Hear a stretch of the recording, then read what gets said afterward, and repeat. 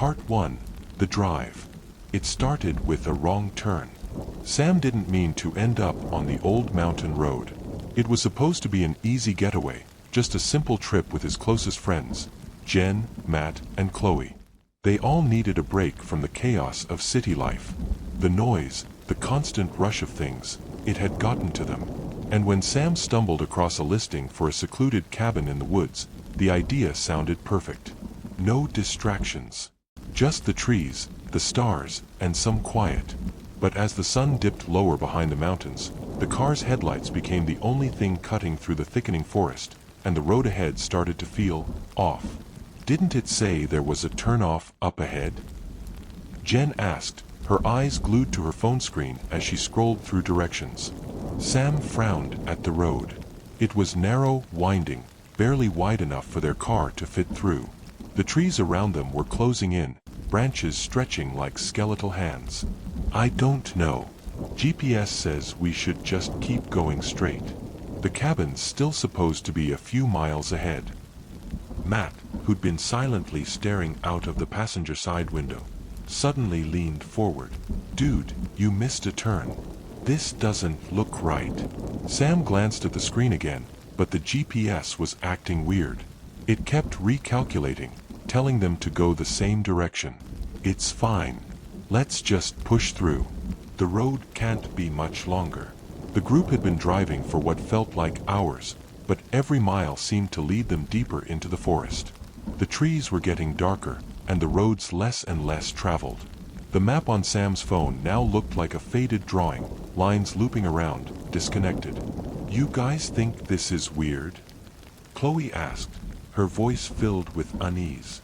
Her phone had lost signal a while ago, and now the dark shapes of the trees surrounding them felt almost suffocating. Jen sat up in her seat, eyeing the darkness outside. It's just a remote cabin.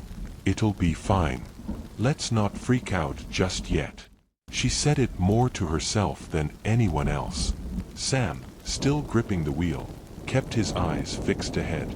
There was something about this place. Something wrong. Then, out of nowhere, a sign appeared. It was old, its letters faded and chipped, but it still stood in front of a sharp curve in the road. Hollow Valley. Sam slowed down, unsure if they should stop. The sign felt out of place, like an old warning, a name too strange to ignore. He looked back at the others. Never heard of it, Matt said, staring at the sign with a furrowed brow. Me neither, Chloe added, her voice shaking. What is Hollow Valley? Is that even a town? I don't know, Sam murmured. But it's on the way. Maybe we can just drive through and get to the cabin after. Jen, who had been the most eager to get to the cabin, now had a cautious look on her face. I'm not feeling great about this. We could just turn around and go back the way we came. But it was too late. The car kept moving forward, the wheels crunching over the gravel as the road twisted deeper into the valley. A strange stillness hung in the air, and the forest had gone eerily silent, like it was holding its breath. And then, as they rounded another curve, the town appeared. It was small, really small, but there it was, sitting nestled between two hills, the lights of a few houses flickering like distant stars. There were no people walking around, no signs of life at all. Just old buildings and the whisper of wind through trees. The road led them straight into the heart of the town, and Sam pulled the car over to the side of the road. This is it. Looks like it's deserted, he said, trying to hide the hint of uncertainty in his voice. Well, that's unsettling, Chloe muttered, her eyes scanning the dark streets. Where's everyone? This place looks forgotten. Jen didn't say anything, but her gaze was locked on the same flickering light Sam had noticed earlier. There was something about it that didn't sit right with her. It wasn't just that the town was empty, it felt like the town was waiting for something. We should just check out the town square, Sam suggested. It's not far from here. They got out of the car, the chilly mountain air brushing against their skin. The street lamps cast long shadows that seemed to stretch toward them, as if the darkness itself was alive and reaching. As they walked, the silence weighed heavy on them. The sound of their footsteps echoed in the emptiness. No dogs barking, no distant chatter, no cars passing by. Just nothing. Matt, trying to lighten the mood, tossed out a joke. What if this place is haunted? Some crazy ghost town full of creepy people. Jen laughed nervously, but there was no humor in it. Yeah, real funny. They kept walking, the silence pressing in from all sides. And then they reached the town square. The fountain stood at the center, but it had long since stopped working. The water was dark, stagnant, like it hadn't been touched in years. Around it were statues, old, cracked, and weathered, staring down at them with hollow stone eyes. Sam walked closer to the fountain. Something about the place felt wrong.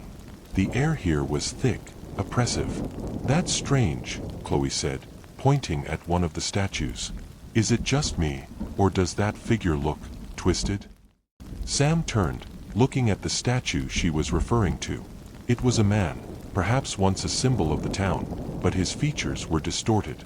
The face was too wide, the eyes too large, like it had been intentionally warped by whoever had made it. It looked almost hungry. I don't like this, Jen said quietly. Something's off here. But before anyone could respond, a distant sound echoed through the square. A low, soft whisper. It was so quiet that at first, they thought it was the wind. But it wasn't the wind. The whisper grew louder, clearer, until they could make out the words. Leave, while you still can. They froze. And that was when they realized Hollow Valley was not an empty town. It was waiting. Part 2. The Whispers. The air in Hollow Valley grew colder as the whisper echoed through the town square. Sam felt his skin prickle, like something was crawling beneath it. He glanced nervously at his friends, but none of them seemed to move, frozen in place by the low murmur that seemed to surround them. The whisper came again, clear this time, sharp with urgency. Leave, while you still can. Jen's voice barely broke the silence, her words trembling. What the hell was that? Matt rubbed his arms as if trying to ward off the chill that had suddenly seeped into the bones of the place. No idea, but I don't like it. We should go.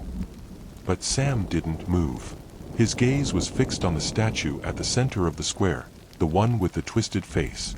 The longer he stared at it, the more he felt something pulling at him. It wasn't the wind or the cold. No, it was something deeper. Something ancient. Maybe it's just a prank, Sam said, though he didn't believe his own words. The wind had stopped completely, and there was an eerie stillness, like the world itself was holding its breath. Jen shook her head. This doesn't feel like a prank. This feels real.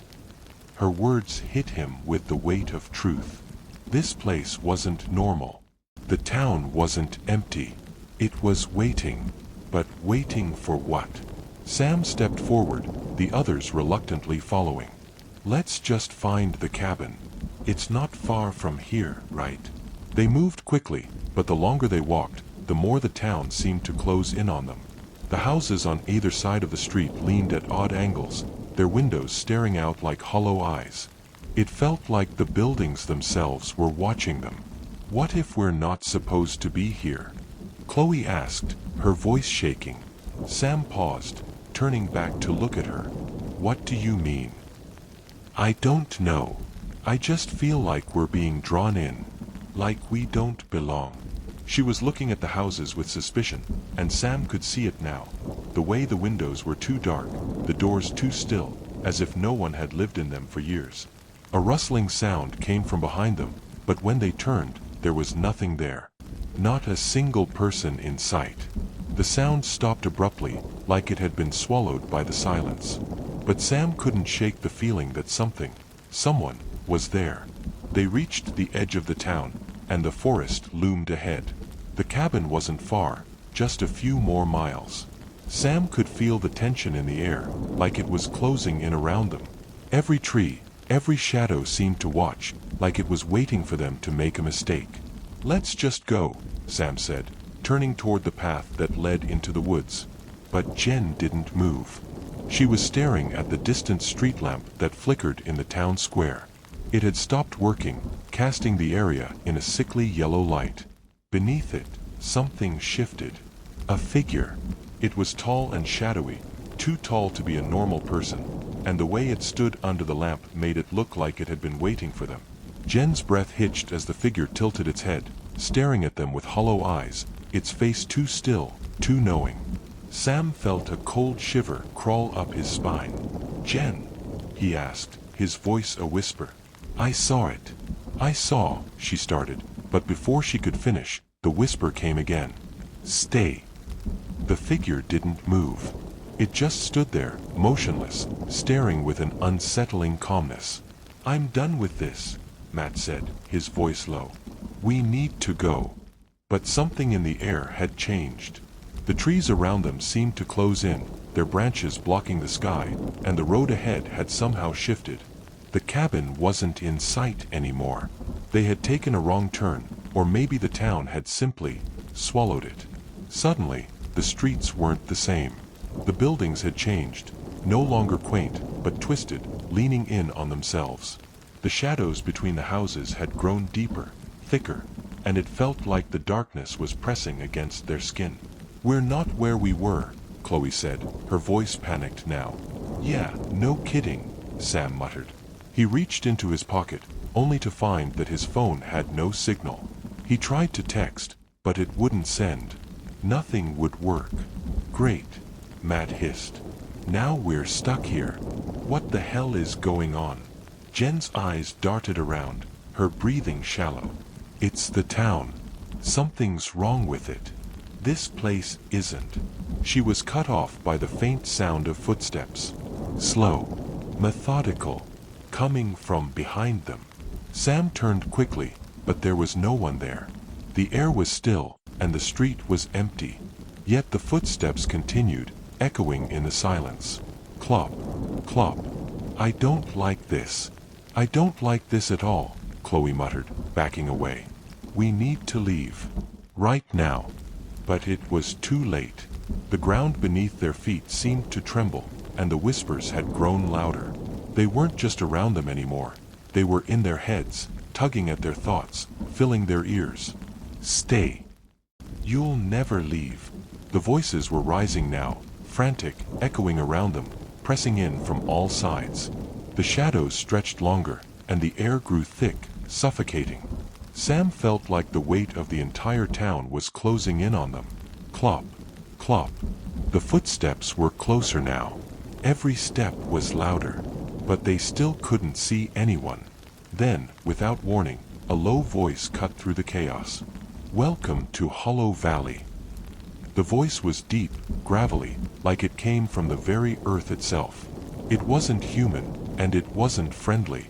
And just as quickly as it started, the whispers stopped. Everything went silent. In the stillness, they saw it. The figure from before. It wasn't standing under the lamp anymore.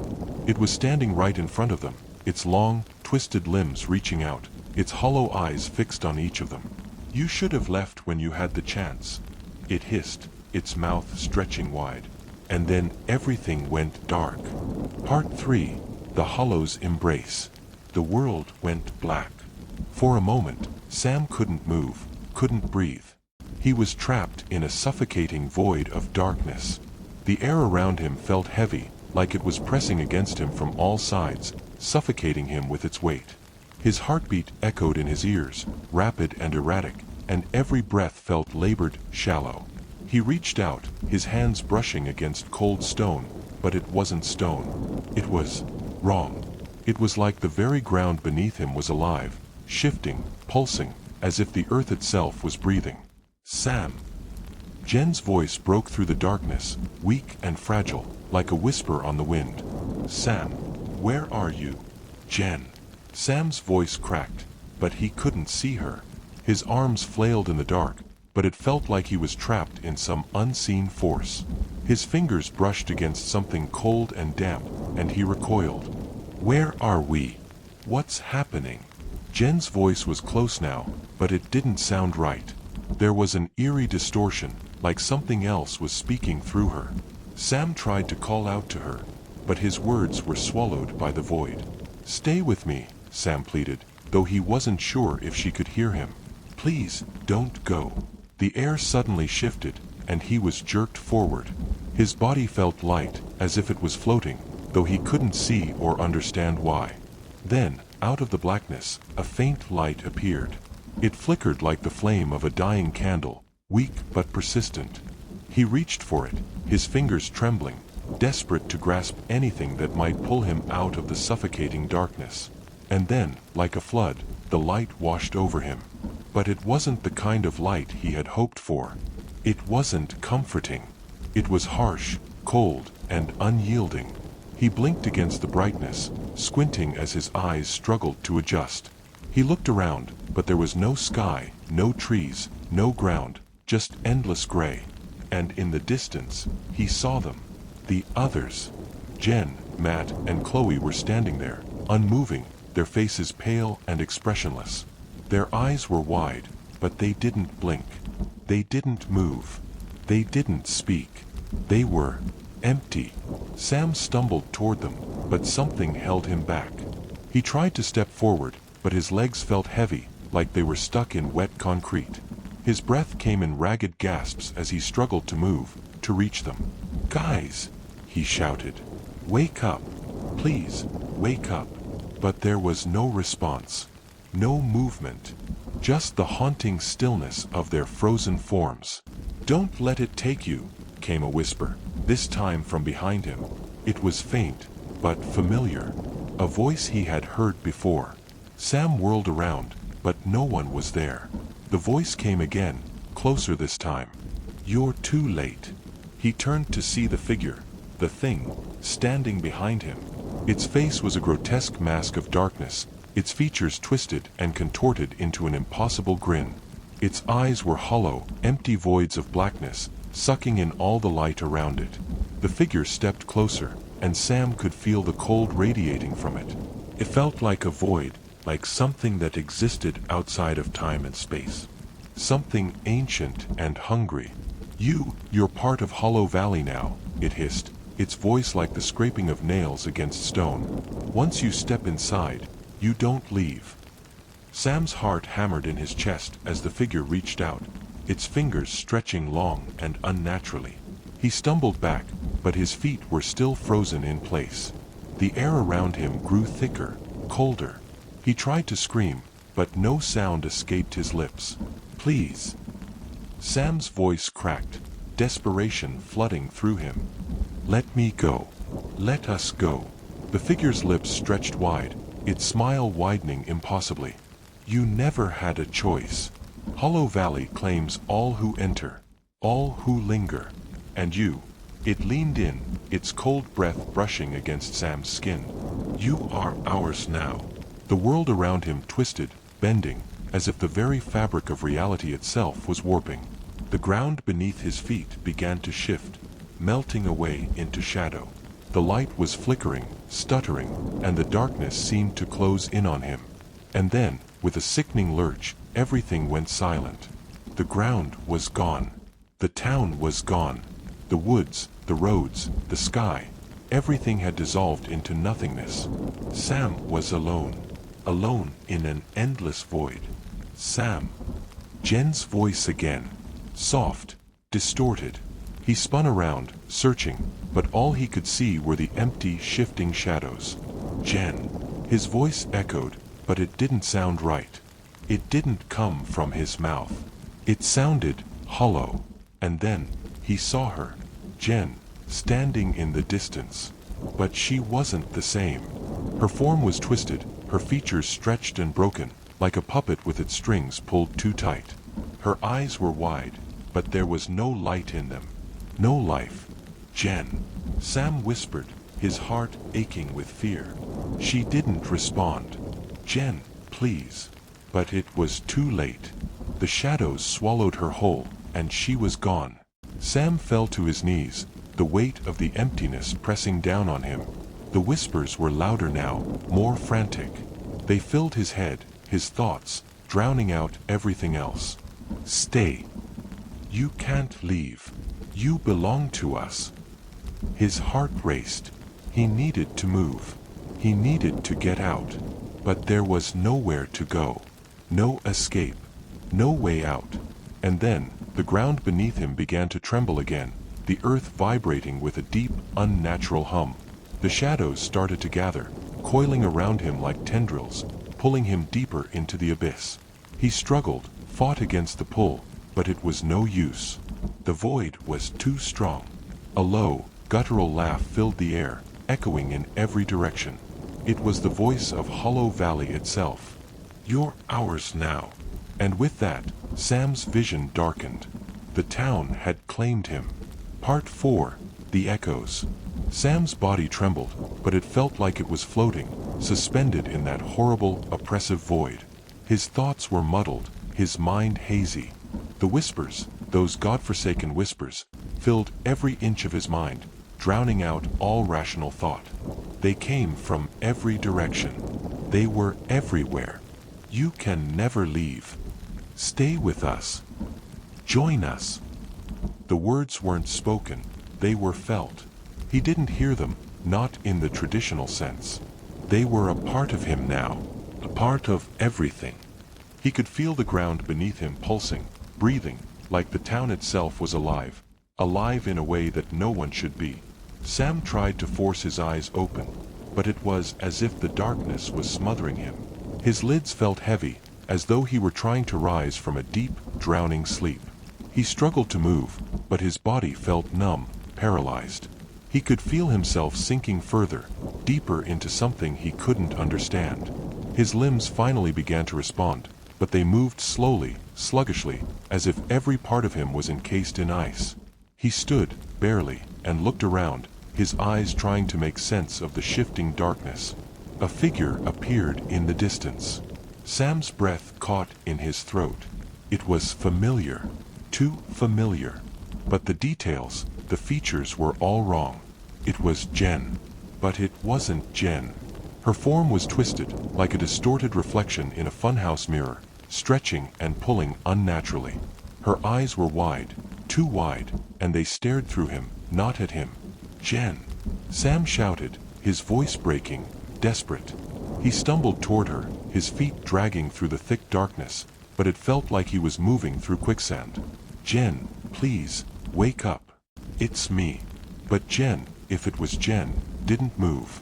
She just stood there, still and silent, her lips parted as if to speak, but no sound came out.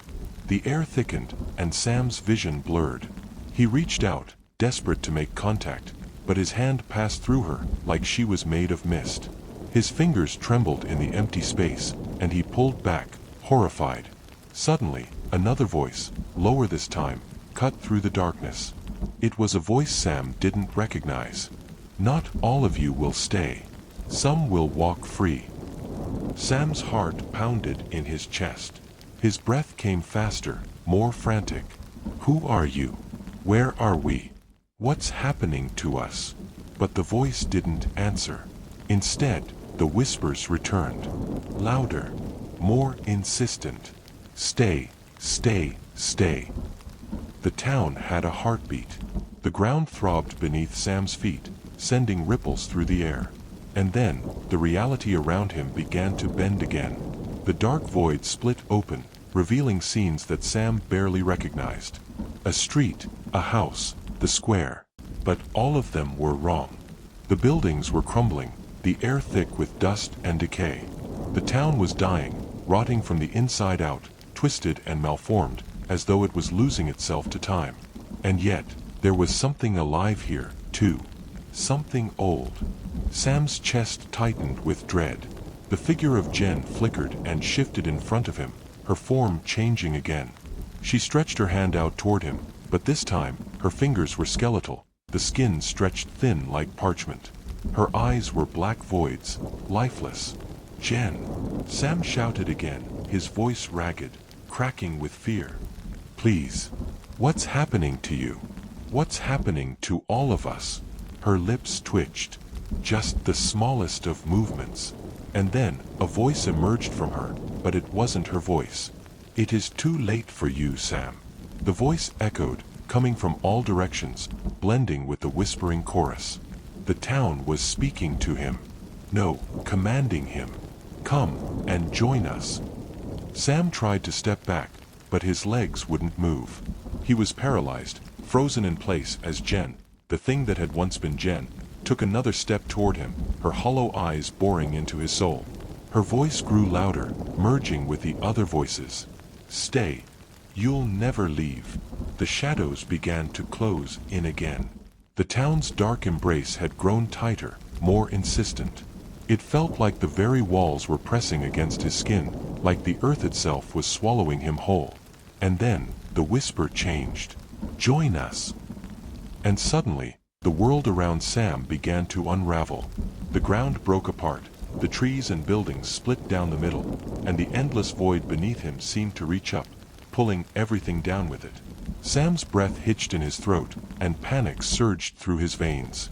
He could hear the voices, no, feel them, getting louder, their words twisting together like an unholy symphony. Their presence was suffocating, overwhelming. There was no escape from Hollow Valley. It was pulling him under, drowning him in its depths.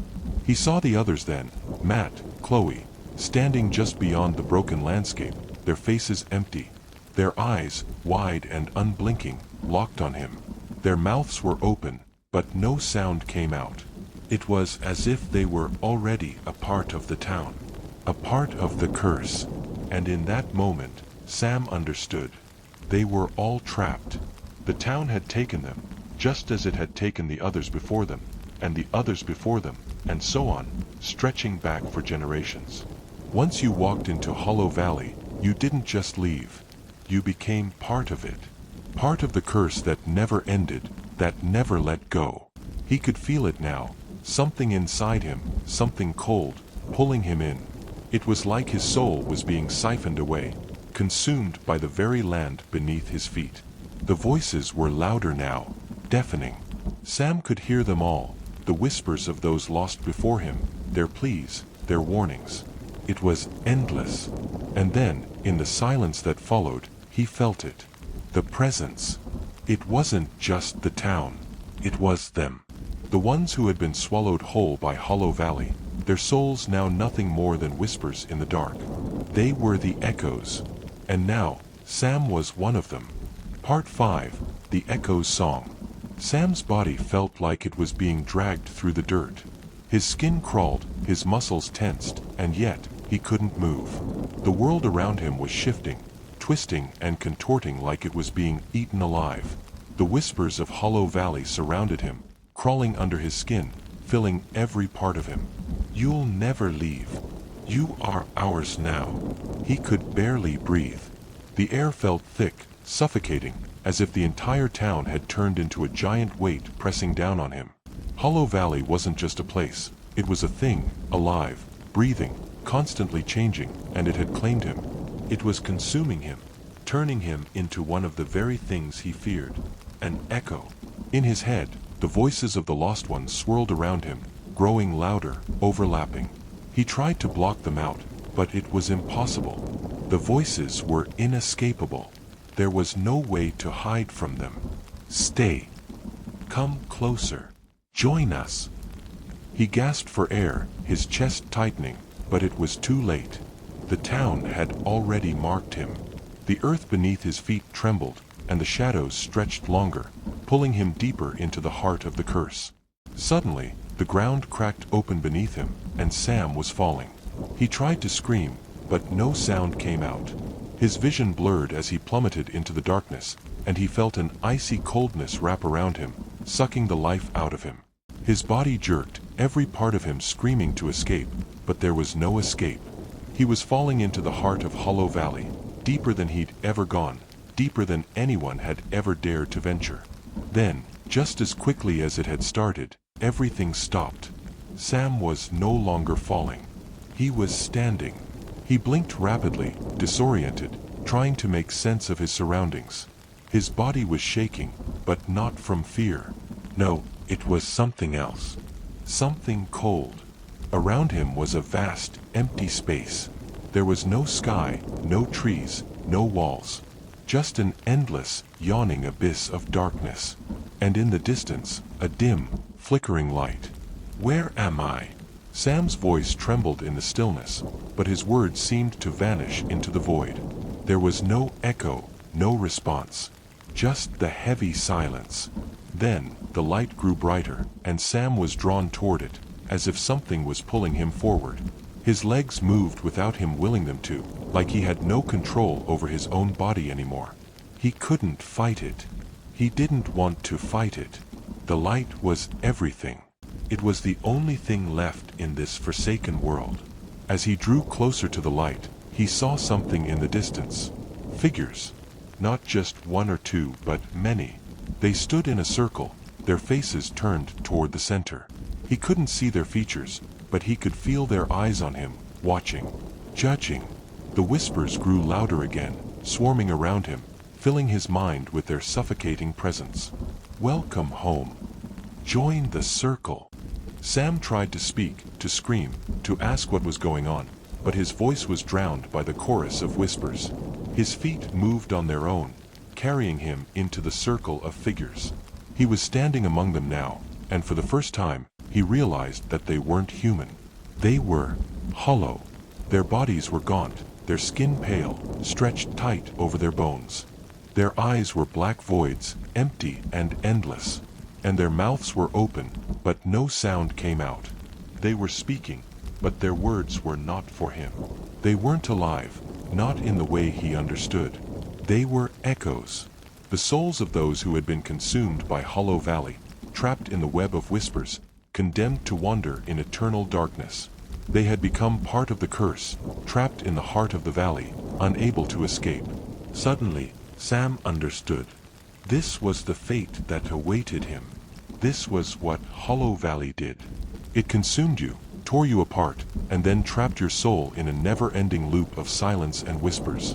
You became an echo, one of the lost, one of the forgotten. He could feel it happening to him, feel his own soul starting to unravel. He wanted to scream, to run, to fight, but he was paralyzed. His body was no longer his. It was Hollow Valley's. And soon, his thoughts would fade, his voice would be silenced, and he would become just another lost soul in the endless chorus. The figure standing at the center of the circle, one of the few still moving, turned to face him. It was tall, its features indistinct, as though it were made of shadows. Its eyes were empty, but they were fixed on him with a piercing intensity. It was the one who had spoken before.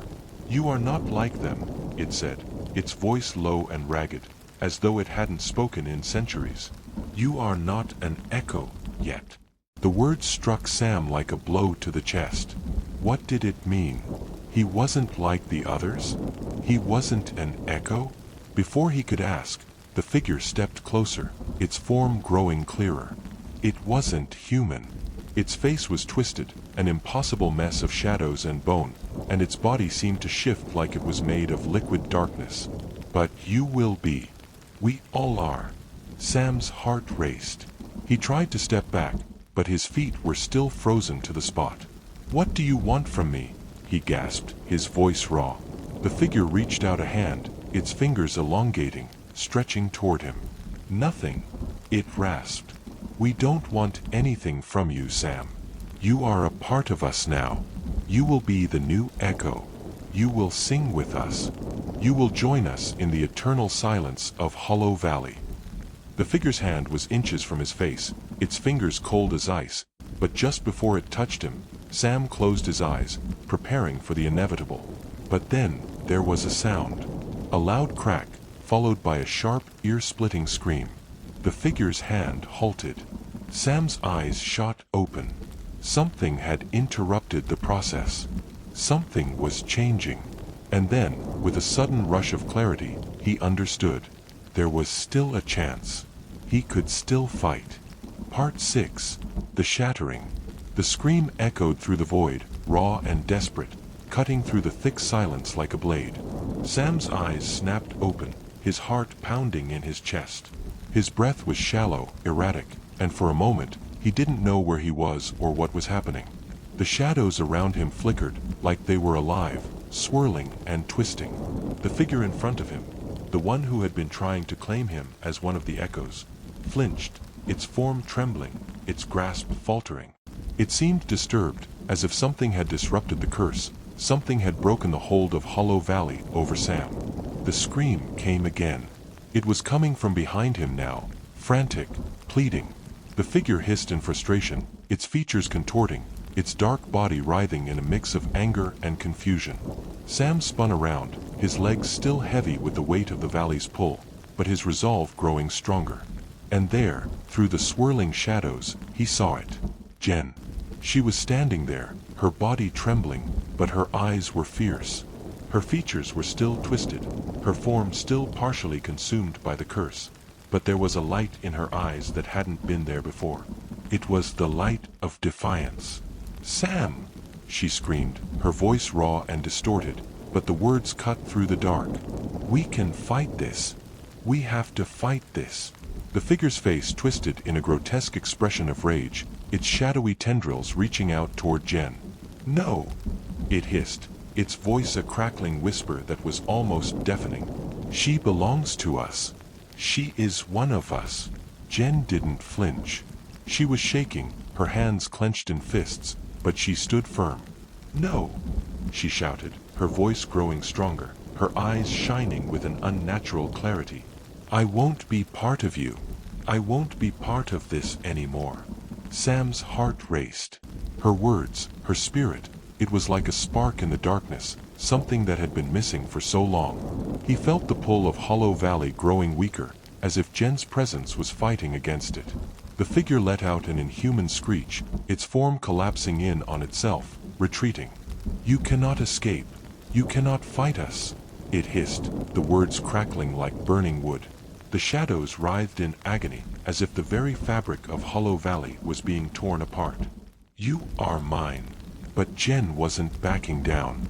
She reached her hand out toward Sam, her fingers trembling but steady. "Sam, we need to remember. We need to remember who we are. We need to fight this together." For a moment, Sam hesitated. The power of Hollow Valley still clung to him, its cold fingers wrapped tightly around his heart. But Jen's voice, her courage, it reminded him of what he had once been. She was right. He could fight. He didn't belong to Hollow Valley. Not yet. He stumbled toward her, his legs still heavy but his resolve growing stronger. The figure screeched again, its form distorting, but Jen's presence was like a beacon. The more she stood her ground, the more the darkness seemed to recoil. "Sam!" Jen shouted, reaching out. "Come on, take my hand." He reached for her, and when their hands touched, a surge of energy blasted through him. It was warm, real, alive, something Hollow Valley couldn't consume, something that couldn't be twisted or taken away.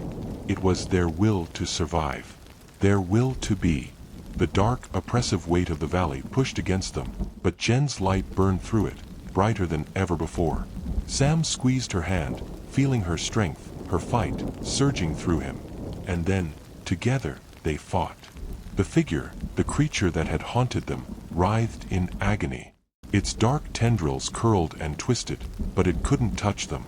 The light around them pushed back the shadows, tearing at the very fabric of Hollow Valley. "You can't!" the figure shrieked, its voice a thousand twisting voices all crying out at once. "You are mine. You belong to me." But Jen and Sam stood together, their hands still locked, their resolve unbroken. The light grew, spreading out from them like a tidal wave, washing away the darkness that had consumed the town, that had twisted everything into an abomination. With one final scream, the figure's form shattered. The shadows exploded in every direction, and the ground beneath them began to tremble, shaking violently. The whispers, those maddening, suffocating whispers, faded into silence. And then, it was over. The light faded as well, and the ground beneath them solidified. The darkness that had consumed them for so long was gone. For the first time in what felt like an eternity, Sam could breathe. His lungs filled with the crisp, clean air of the mountain. He blinked rapidly, and when he looked around, the empty, void-like space was gone. He was standing on solid ground once more. Jen was still standing next to him, her hand still in his, but she looked different. Her features were still twisted, but her eyes were no longer hollow. They were bright, alive. "We did it," Sam whispered, breathless. "We're out. We're free." But Jen didn't answer. Her eyes, still filled with defiance, flickered for a moment. And then, just as quickly, she looked at him with sorrow. "No," she said softly, her voice trembling. "Not all of us are free." Sam's heart skipped a beat. He turned toward her, confusion and fear flooding his chest. "What do you mean? We?" But then, the ground beneath them began to rumble once more, and Sam felt a coldness begin to spread from where Jen stood. It was like the shadows were returning. It was creeping up her body, pulling her back, pulling her into the darkness. "No!"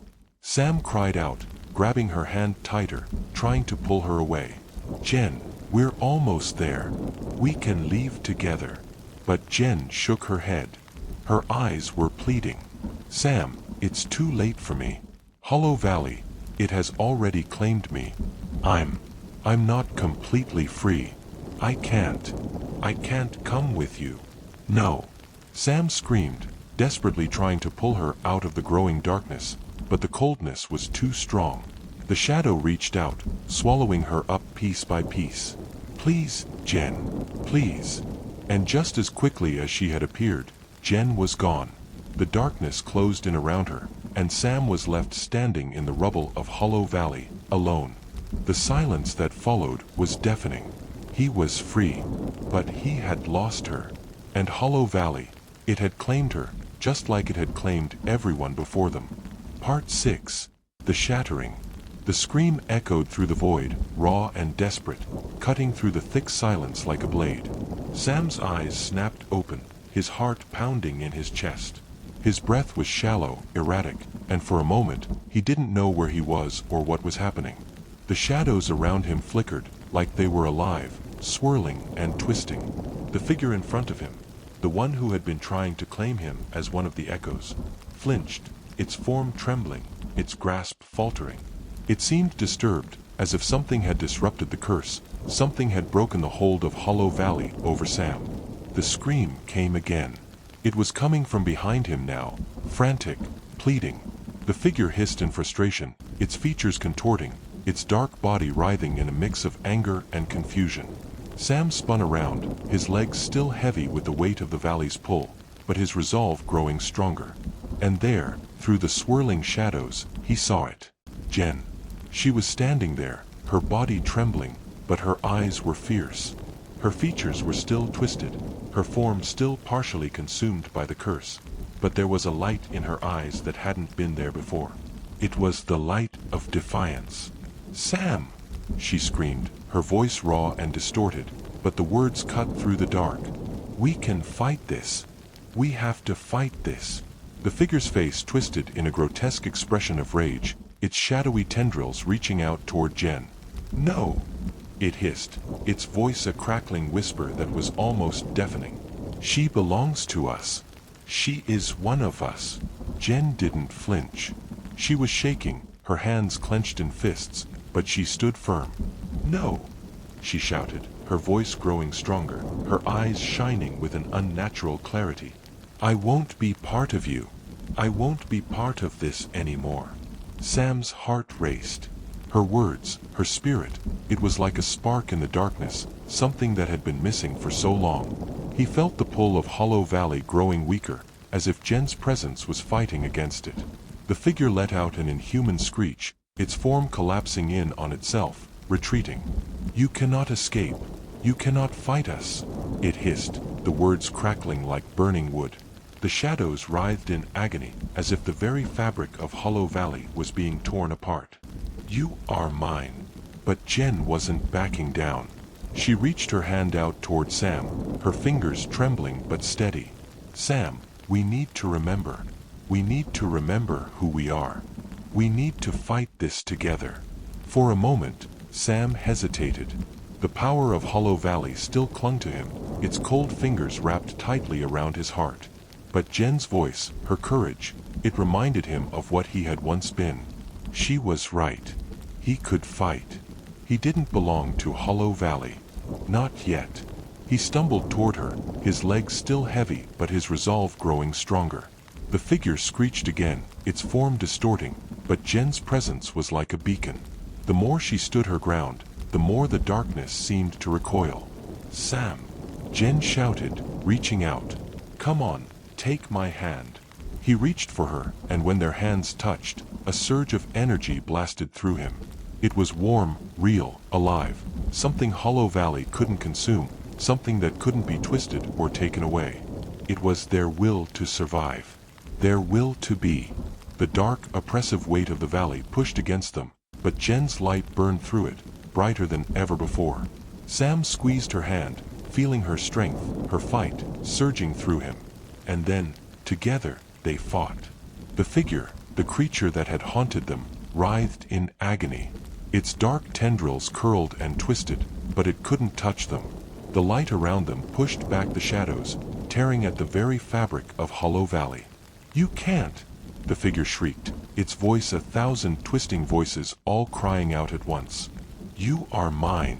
You belong to me." But Jen and Sam stood together, their hands still locked, their resolve unbroken. The light grew, spreading out from them like a tidal wave, washing away the darkness that had consumed the town, that had twisted everything into an abomination. With one final scream, the figure's form shattered. The shadows exploded in every direction, and the ground beneath them began to tremble, shaking violently. The whispers, those maddening, suffocating whispers, faded into silence. And then, it was over. The light faded as well, and the ground beneath them solidified. The darkness that had consumed them for so long was gone. For the first time in what felt like an eternity, Sam could breathe. His lungs filled with the crisp, clean air of the mountain. He blinked rapidly, and when he looked around, the empty, void-like space was gone. He was standing on solid ground once more. Jen was still standing next to him, her hand still in his, but she looked different. Her features were still twisted, but her eyes were no longer hollow. They were bright, alive. "We did it," Sam whispered, breathless. "We're out. We're free." But Jen didn't answer. Her eyes, still filled with defiance, flickered for a moment. And then, just as quickly, she looked at him with sorrow. "No," she said softly, her voice trembling. "Not all of us are free." Sam's heart skipped a beat. He turned toward her, confusion and fear flooding his chest. "What do you mean? We?"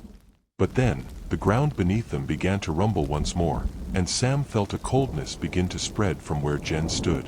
It was like the shadows were returning. It was creeping up her body, pulling her back, pulling her into the darkness. "No!" Sam cried out, grabbing her hand tighter, trying to pull her away. "Jen, we're almost there. We can leave together." But Jen shook her head. Her eyes were pleading. "Sam, it's too late for me. Hollow Valley, it has already claimed me. I'm not completely free. I can't come with you." "No!" Sam screamed, desperately trying to pull her out of the growing darkness, but the coldness was too strong.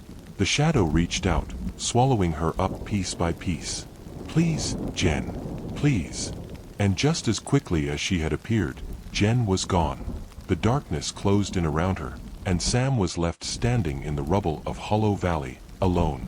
The silence that followed was deafening. He was free, but he had lost her. And Hollow Valley, it had claimed her, just like it had claimed everyone before them. Part 7, The Hollow's Return. Sam stood in the aftermath of everything, his chest heaving as he watched the shadows swallow Jen.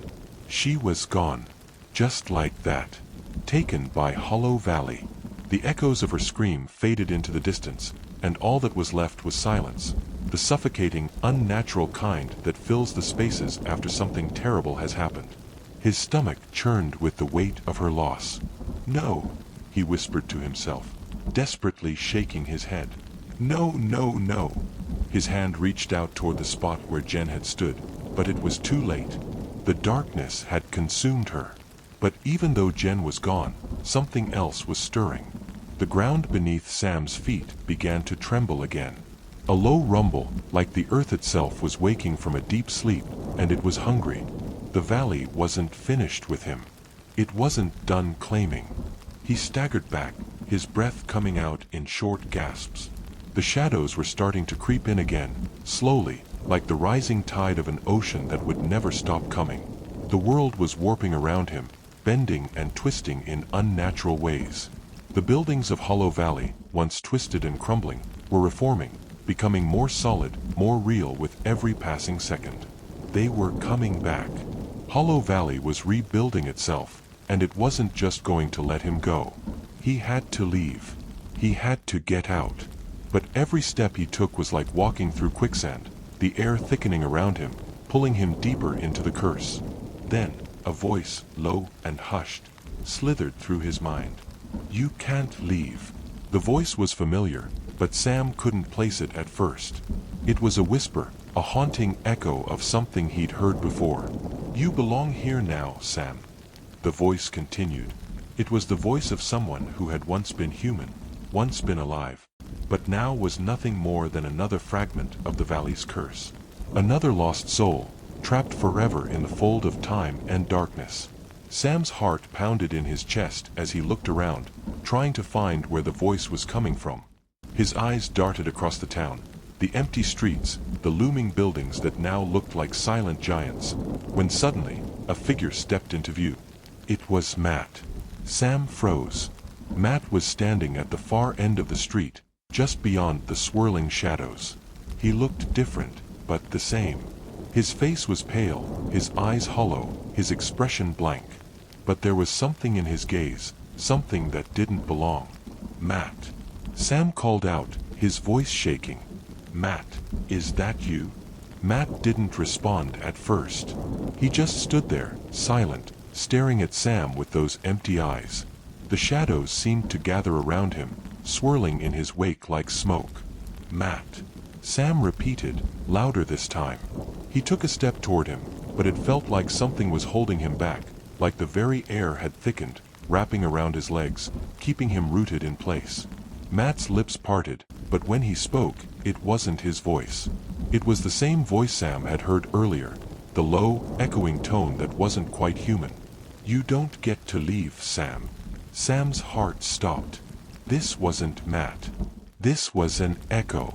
The cursed ones who had been swallowed by Hollow Valley. And now, Matt had become one of them. The town had taken him. "No!" Sam gasped, his throat tightening with grief and panic. "No, Matt, please. You're still in there. I know you are. Fight it. Fight the curse." Matt's eyes flickered for a moment, as though something deep inside of him was trying to break free. But then, the darkness that surrounded him thickened, and his form became more indistinct, as if he were slipping away, becoming one with the shadows. "You can't fight it." Matt's voice distorted. "None of us can." "No!" Sam shouted, finally breaking free from the grip of the valley's pull. He ran toward Matt, but the more he approached, the further Matt seemed to drift away. "Matt, fight it. I'm not leaving you here." But as Sam reached out, something dark and heavy settled in the air around him. The earth trembled beneath his feet, and the air grew colder, so much colder. He felt like he was suffocating, drowning in a deep, endless void. And then, just as quickly as Matt had appeared, he was gone. Disappeared into the shadows. The valley was swallowing him whole. Sam fell to his knees, his hands pressed to his face, fighting back tears. No, no. The weight of Hollow Valley's curse was too much to bear. It was pulling everything apart. It had claimed everyone he cared about, twisted them into something unrecognizable. The curse was never-ending. And it wasn't just after him, it was after everything. The very land itself was cursed. Hollow Valley was alive, an eternal, insatiable hunger that devoured anything it touched. It didn't care who you were or what you did. Once it found you, it wouldn't let go. Sam gasped for air, fighting the overwhelming sensation of being consumed by darkness. He couldn't stay here. He couldn't let the valley take him, too. And then, out of the corner of his eye, he saw it. A flicker of light. A spark. He turned toward it, his breath catching in his throat. There, at the edge of the town, the street lamps flickered back to life. Weak, but they were there. A beacon. The light that had once called to him. It wasn't much, but it was enough. Without thinking, Sam ran toward it. He ran as fast as his legs would carry him, pushing through the thickening shadows, his heart pounding, his mind racing. The further he ran, the more the darkness seemed to pull him back, as if the valley itself was trying to drag him down into its abyss. But Sam didn't stop. He couldn't. He reached the edge of the town, his chest heaving with each breath. And there, standing in the flickering light, was something else. Something familiar. It was Jen. Or at least, what was left of her. Her form was ethereal, flickering like a ghost in the light, her features still twisted by the curse. But her eyes, they weren't empty anymore. They were clear. Alive. Jen. Sam gasped, taking a step forward. Is that really you? Jen's lips trembled. She looked at him, her face filled with sorrow and regret. Sam. The words were weak, like a whisper carried on the wind. Sam, you have to leave. Before it's too late. Sam's heart skipped a beat. What do you mean? We're so close. We can get out of here together. We can. But Jen's eyes began to fade again, her form flickering like a dying flame. I'm not whole anymore. Her voice cracked.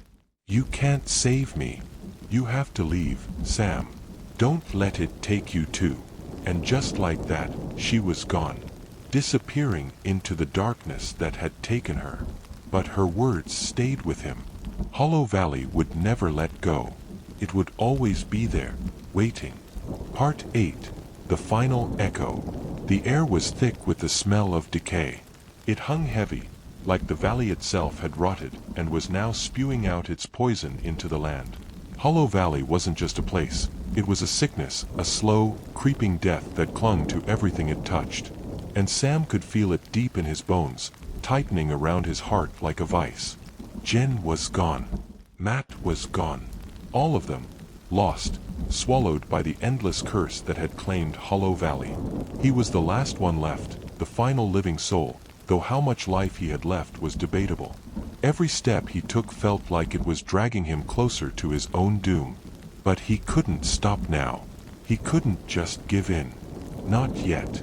Sam stood on the edge of the town, the street lamps flickering weakly, casting long, wavering shadows. Behind him, the town seemed to writhe and shift, as if the buildings were breathing in the darkness, like Hollow Valley itself was reshaping the world around him. But in front of him, there it was. The mountain road that had led them here in the first place, the one that had started this nightmare. The road was still there, though it had been warped by the curse. It no longer felt like an escape. It felt like a trap. The whisper came again, soft but insistent, a cold, clammy voice curling through his thoughts. You cannot escape. Sam's hands clenched into fists.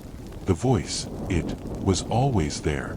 A part of the valley, a part of the curse, echoing through the lost souls. Jen had been right. Hollow Valley never let go. It was part of the land now, part of everything.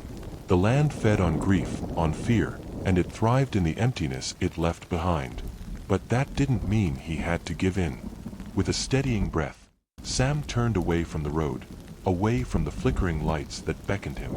His heart was pounding in his chest. He didn't want to stay. He didn't want to face what Hollow Valley had turned him into. But he had no choice.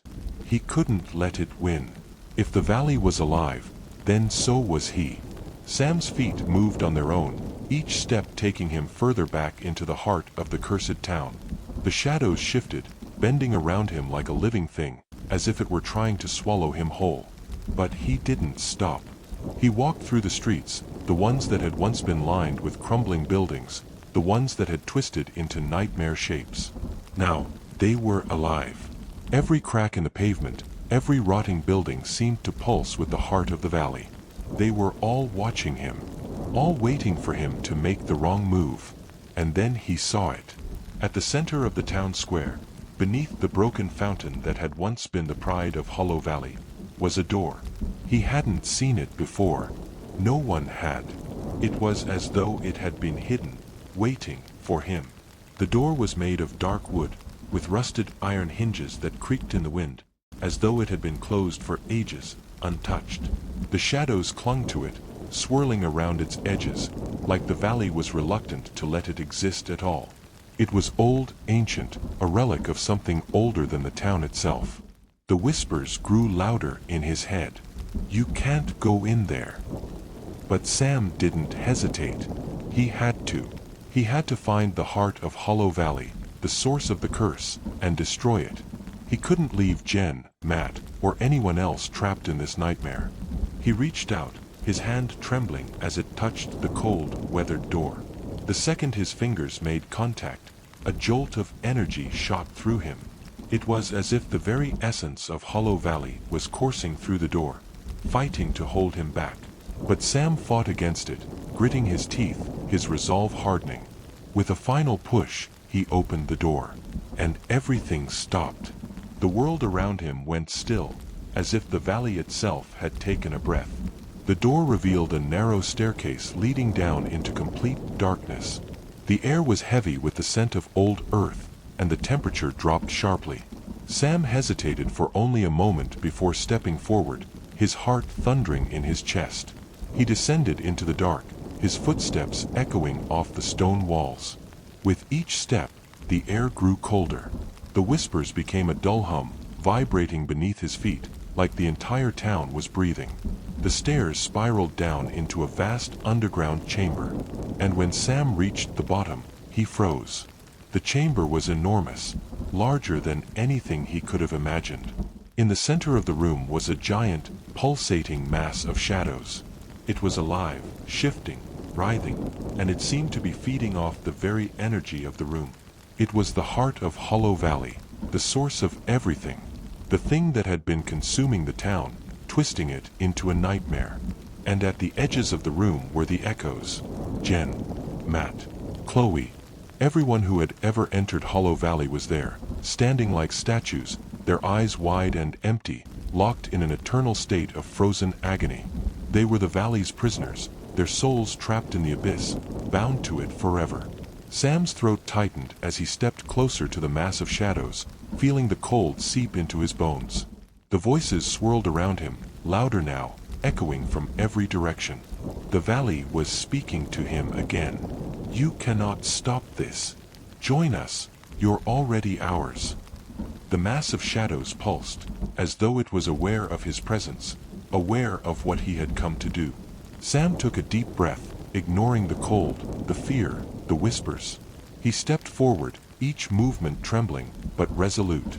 And then, in the center of the shadows, a figure emerged. A tall, gaunt figure, its form made of darkness itself. The figure looked like it had once been human, but now it was nothing more than a twisted reflection of what it had been. It spoke, its voice a guttural rasp. "You think you can destroy me? You think you can destroy Hollow Valley?" Sam stood his ground, his fists clenched, his mind filled with only one thought. End this. Destroy it. The figure stepped closer, and Sam felt the cold press against his skin. But he didn't back down. He wouldn't. Not after everything they'd been through. With a final, forceful cry, Sam charged forward. His body pulsed with that same light he had felt before. Jen's light. Their light. The shadows tried to reach for him, but they couldn't. The darkness recoiled from the light, and Sam pushed forward, driving the light into the heart of the shadows, into the very soul of Hollow Valley. The valley screamed. It was deafening. The air split with the sound of something breaking, something dying. And then, just like that, it stopped. Part 9. The Light of Hollow Valley. The darkness shuddered violently as Sam drove the light into the heart of Hollow Valley. The shadows recoiled, twisting, like something was being torn apart from the inside. For a moment, the very ground beneath his feet seemed to buckle and writhe, as if the valley was trying to swallow him whole in retaliation. But Sam didn't stop. He couldn't stop. This was it. This was the end. The valley's pulse had slowed, and the echoes, the whispers that had haunted him for so long, began to fade into nothingness. Their voices, once overwhelming and suffocating, fell silent. One by one, they disappeared, like sand slipping through an hourglass. The tall, gaunt figure, the manifestation of Hollow Valley itself, screeched as the light shattered its form. Its body trembled, dark tendrils breaking apart like decaying roots. The shadows that had once clung to the walls, to the earth, began to dissolve into the ether, dissolving into thin air. No. The figure's voice rasped, its presence flickering. You cannot destroy me. But Sam was beyond fear now. He had nothing left to lose. He felt Jen's light, her spirit, pushing through him, giving him strength. She wasn't gone. Not really. She was in him, with him, burning bright. I can, Sam said, his voice clear and steady. I will. With a final thrust of light, the heart of Hollow Valley shattered. The shadows evaporated like smoke caught in a gust of wind. The air grew still, and the overwhelming weight of the curse finally lifted. The oppressive silence was gone. For the first time, Sam felt the weight in his chest release. Everything was still. For a moment, he stood in the center of the now deserted chamber, his heart still racing in his chest. His body trembled, but he didn't care. The darkness was gone. Hollow Valley was no more.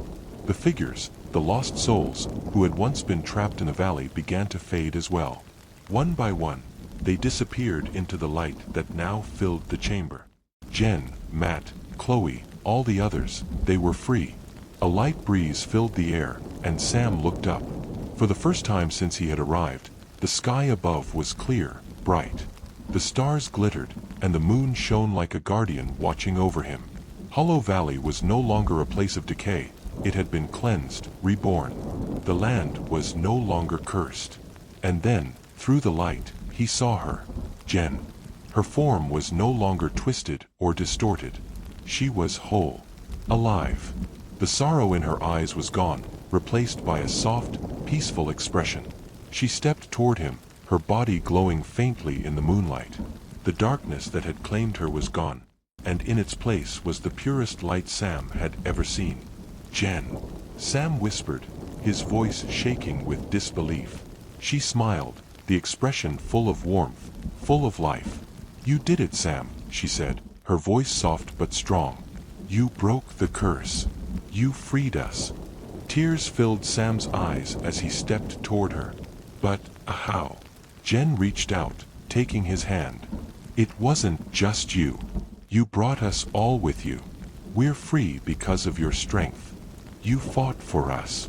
Sam shook his head, still overwhelmed. I thought I lost you. I thought. You didn't, Jen interrupted gently, her fingers brushing against his cheek. I was never really gone. Not in here. She pressed her hand to his chest, over his heart. As long as you kept fighting, I was never lost. The weight that had crushed Sam for so long, the grief and guilt of losing his friends, of losing Jen, began to melt away. He had thought he was too late, that it was over. But it wasn't. He had freed them all. He had broken the cycle of Hollow Valley, and with it, the curse that had plagued them. Jen stepped closer, and for the first time in what felt like an eternity, they were finally together, free from the nightmare that had torn them apart. Sam's heart felt light, as if a burden had been lifted from his chest. Is it over? Sam asked, his voice thick with emotion. Jen smiled, her eyes sparkling. It is. Hollow Valley is gone. It can't hurt anyone else. A peaceful silence fell over them, and Sam looked around. The town had changed. What was once a place of decay and shadow was now a quiet, empty town, bathed in the gentle light of the stars. The trees that had once been twisted and barren were now full of life, their branches swaying in the breeze. Hollow Valley was no more. It had been cleansed. The curse was broken. And with that, the last of the whispers faded into nothing. Epilogue. Weeks passed, and the town of Hollow Valley slowly returned to normal. What had once been a forgotten, cursed place became a place of peace, a reminder of the struggle and sacrifice that had been made to rid the land of its dark past. Sam and Jen left the valley behind, returning to the world they had once known. But they were no longer the same. The experience had changed them. They had faced something terrible, something impossible to overcome, and yet they had done it. Together. Hollow Valley was gone, its curse lifted, but its memory would always remain with them. The lessons they had learned in the darkness, the strength they had discovered within themselves, would stay with them forever. And in the quietest of nights, when the world was still, Sam could almost hear the faint echoes of the lost souls, the voices of those who had once been trapped in Hollow Valley. But this time, they weren't whispers of fear. They were whispers of thanks, of freedom. They were finally at peace. The Watcher in the Garden. The town of Morningside wasn't a place people visited by choice. Nestled deep in a valley, it was forgotten by time, its name scarcely known outside the nearby hills. To the people who lived there, it was home. But to anyone who happened upon it, Morningside felt wrong. There was always something in the air, an unspoken tension, like the earth itself was holding its breath. Olivia had never been the type to believe in rumors. She was practical, grounded in the real world, and when her friend Kate invited her to spend a weekend at her family's home in Morningside, she didn't think twice. A weekend getaway sounded perfect. It had been too long since she and Kate had caught up, and the promise of fresh air and scenic views was all Olivia needed to push aside any vague discomfort she felt at the thought of a haunted town. The house was old, like most homes in Morningside. It had a sprawling front yard, overgrown with creeping ivy and untrimmed hedges that seemed to reach toward the windows like fingers. Kate's family had lived there for generations, and there were rumors about the house. Whispers of the strange old man who had built it, who was said to have vanished without a trace before anyone could truly know him. But rumors were just that. Olivia didn't mind them. The first night in Morningside, the wind howled through the trees outside. It was the kind of wind that felt more like a warning than just a weather pattern. Kate and Olivia sat by the fireplace, sipping wine, catching up on old times. "I swear, sometimes I feel like this house is watching me," Kate said with a laugh, glancing around the room as if expecting someone to be lurking in the shadows. Olivia raised an eyebrow. "What do you mean, watching you?" Kate shrugged, looking embarrassed.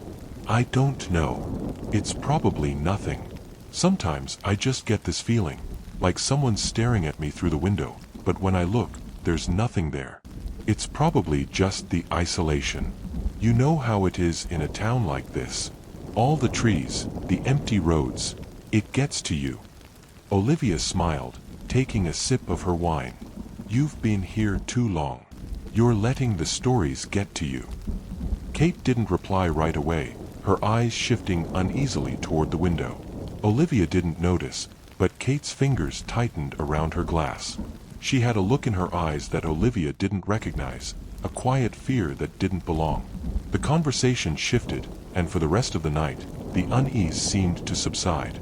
The next day, they went for a walk around the town, and Olivia couldn't shake the feeling that there was something odd about Morningside. The streets were empty, and the houses that lined them were silent. No cars, no people, just an eerie quiet that clung to everything like a fog. As they returned to Kate's house, Olivia noticed something strange. In the front yard, among the overgrown hedges, there was a figure. It was a man, hunched over, working in the garden. His back was to them, and the way he moved, it was unnatural, slow, jerky. Almost like he didn't belong in this world. "Who's that?" Olivia asked, frowning.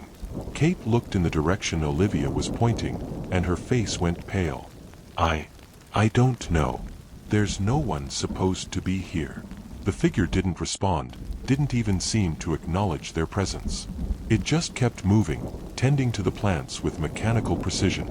"Let's go inside," Kate said quickly, her voice tight. "I don't like this." They hurried inside the house, locking the door behind them, though neither of them spoke. Olivia tried to brush it off as a stranger, maybe a neighbor, but something didn't sit right with her. There was a tension in the air, thick and suffocating, as if something was waiting for them. Later that night, they sat down for dinner. The house creaked, and the wind outside howled again, rattling the windows. But it wasn't the wind that made Olivia jump. A knock. It was soft at first, barely audible. But then it came again, louder, more insistent. Who could that be? Kate whispered, her face drained of color. "I'll check," Olivia said, standing up. She walked cautiously to the door, her mind racing. She wasn't sure why, but her pulse quickened with every step. When she opened the door, the garden was empty. The figure was gone, but there, at the edge of the yard, a single white rose lay on the ground, untouched by the wind. She picked it up, confused. What was going on? Who had left this? When she turned back toward the house, she saw something that made her blood run cold. The figure was standing in the window of the room upstairs, staring directly at her. His eyes were black, hollow. His face, twisted, unnatural, with an expression of something like sorrow and rage combined. Olivia dropped the rose. Kate appeared behind her, her face pale, her eyes wide with fear. "Olivia, we need to leave. Now." But before Olivia could respond, the door slammed shut behind them, locking them both inside. The last thing Olivia heard was the soft, creaking sound of footsteps in the hallway. Part 2. The Garden of Shadows. The house felt alive. Not in the way homes are meant to feel, warm, welcoming, lived in. No, this was different. It was like something was lurking in the walls, in the floorboards, in the very air they breathed. Olivia's heart hammered in her chest as she stood by the door, staring at the rose she had just dropped. Kate was still frozen behind her, her breath shallow and quick. They could both feel it, the pull of something dark, something ancient, clawing at the edges of their minds. "What the hell is going on?" Olivia muttered, her voice barely audible. She picked up the rose again, feeling a chill run through her fingers as she held it.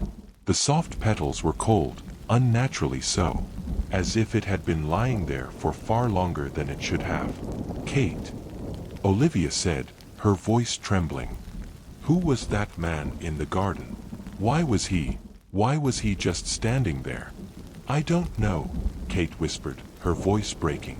"I told you, I've been feeling it for months, but I didn't want to say anything. I didn't want you to think I was crazy. But now I don't know what to think anymore." Olivia turned to face her friend, her brow furrowing. "What do you mean, feeling it?" "Feeling what?" Kate bit her lip, looking down at her hands. "I didn't want to say anything before you got here. But the house, it's been acting strange. At night, I can hear things. Footsteps, whispers. The walls, they groan like they're alive. It's like someone is watching me, all the time." Olivia took a deep breath, trying to calm herself. She had to be rational. There was always an explanation for these things, right? "Kate, maybe you're just imagining things. The house is old. Houses creak. People get anxious, especially in a new place. It's just the isolation, that's all." But deep down, Olivia knew that wasn't true. There was something wrong here, something she couldn't explain, something that made her blood run cold. The figure in the window, she hadn't imagined that. She had seen him. He had been standing there, staring at her with those eyes, those empty, soulless eyes. It was as though he was waiting for her to do something, to make the first move. And now the rose. It was a sign, she was sure of it. Kate was shaking, her face pale with fear. "I don't know if I can stay here any longer, Liv. Something's not right. Something's wrong with this place. And that man, he wasn't just a stranger. He was something else. Something that doesn't belong here." Olivia nodded slowly, feeling the weight of her friend's fear pressing on her. Okay, we'll leave. But we have to get our stuff and go. We can't just run out in the middle of the night."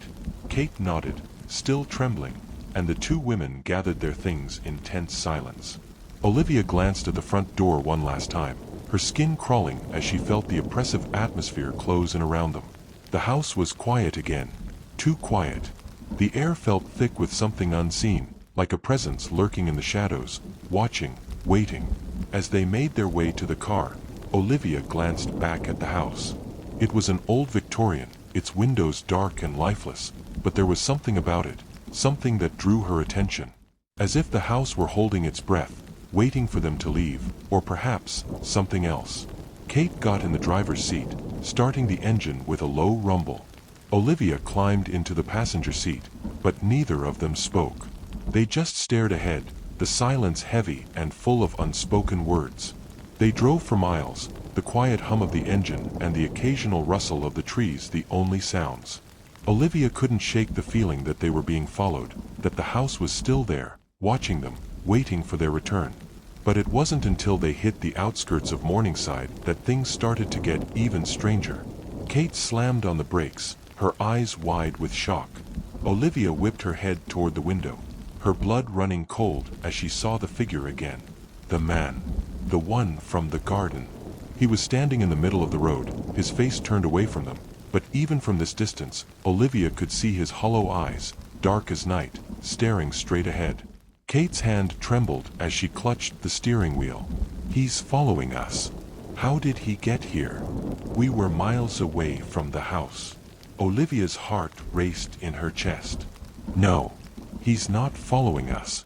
We're back in Morningside. This is impossible. The man didn't move. He just stood there in the middle of the road, like a stone statue, his presence blocking their way. The car's headlights shone on him, but he didn't flinch. He didn't even acknowledge them. Kate shifted the car into reverse, her breath quickening. I'm not going near him. I can't do this. I need to get out of here. Olivia's gaze was locked on the figure, her mind racing. Kate, we can't just turn back. We can't go back to that house. We need to figure out what's going on, why he's here. But before Kate could respond, the figure slowly turned around. His head twisted unnaturally, jerking as though his neck were broken. Olivia gasped as his eyes locked onto hers. His face, those hollow, empty eyes, were filled with an unspoken message. It was like he was telling her to stay. The man began walking toward them, his steps slow, deliberate, dragging his feet as though he had nowhere else to be. There was no hurry, no urgency. He just moved, one step at a time, his body swaying like a marionette in the hands of an unseen puppeteer. Kate slammed her foot on the gas, the tires screeching as they sped past him. Olivia glanced back out the rearview mirror, her eyes wide with fear, but the figure was gone. He had disappeared, vanished into the night as if he had never been there at all. Did you see that? Olivia gasped, her voice trembling. He was right there, right in front of us. I saw it, Liv. I saw it, Kate whispered, her voice shaking. He's real. He's not just a figment of my imagination. He's real. The road stretched ahead of them, endless and empty, but Olivia felt no relief. The presence, the man, was still there, haunting the edges of her thoughts, watching them, waiting. It wasn't until they reached the next town that they finally stopped. Kate pulled into a small gas station and parked the car, her hands gripping the steering wheel as though she might snap it in half. Olivia didn't move right away. She just stared at the dashboard, her mind reeling. The man in the garden, the rose, the figure in the road. It was all connected.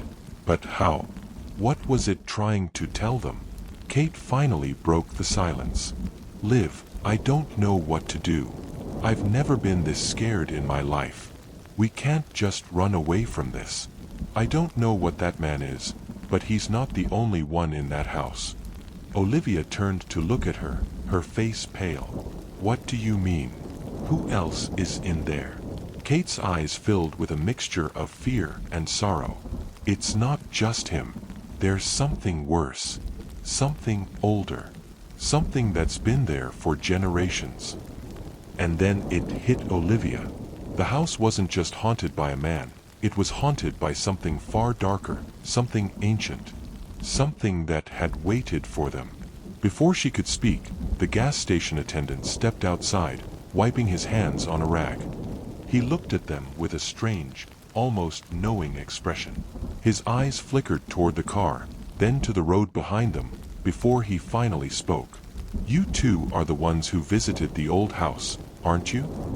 Kate and Olivia exchanged uneasy glances. The attendant stepped closer, his voice dr. Part 3. The Price of Curiosity. The air outside the gas station was thick with unease. Kate and Olivia exchanged a nervous glance as the attendant's words hung heavily between them. He looked almost too calm, too knowing, like he had been waiting for them to show up. Like he was used to seeing people arrive at this crossroads. Kate's hands gripped the steering wheel as though it were the only thing keeping her tethered to reality. "What does he mean, it doesn't let go?" she whispered, her voice shaking. Olivia could barely get the words out. "Is he talking about the house?" The attendant, who was now pacing in front of their car, glanced up at them. His expression was grave, as if he had seen this before, and he didn't want to see it again. "You've disturbed something," he said slowly. "That house, it's not just haunted. It's a prison." Olivia felt a cold shiver run down her spine. "What do you mean a prison?" she asked, the question hanging in the air like smoke. The attendant hesitated, then walked up to the window and lowered his voice. "There's a reason people don't leave Morningside. Some people think it's the isolation that gets to them. Others think it's the history of the place. But the truth is, that house, the one you stayed in, it's alive. It was built to contain something. Something that should never have been let out." Kate's voice faltered as she leaned forward. "What do you mean, contain something? Who built it?" The attendant's eyes flickered nervously toward the road. "A man named Albert Pine. He was an architect, but he wasn't just building houses. He was trying to imprison something older than time. Something that lived in the land itself." Olivia leaned back, her mind spinning. "And the man we saw, the one in the garden, what does he have to do with it?" The attendant's face darkened. "That man you saw, he's one of them. One of the Watchers. They were created by Pine to keep people out. But over the years, they've become something else. They're trapped. Just like anyone who goes in there." Olivia swallowed, feeling the weight of his words. "And what happens to people who go in?" Her voice was barely a whisper. The attendant's gaze turned distant, almost pained. "They stay. Or worse, they become part of it." Kate shuddered. "I don't understand. Why would Pine build something like that?" The attendant looked at them for a long moment, his face unreadable. Then finally he spoke, his voice low and tinged with regret. "Because he thought he could control it. He thought if he kept the house locked up tight, he could contain the thing that lived beneath Morningside. But the house, it has a way of finding people, of drawing them in. And once it has you, it doesn't let you leave. The land itself won't let go of what it's taken." Olivia's heart skipped a beat. What did Pine lock away?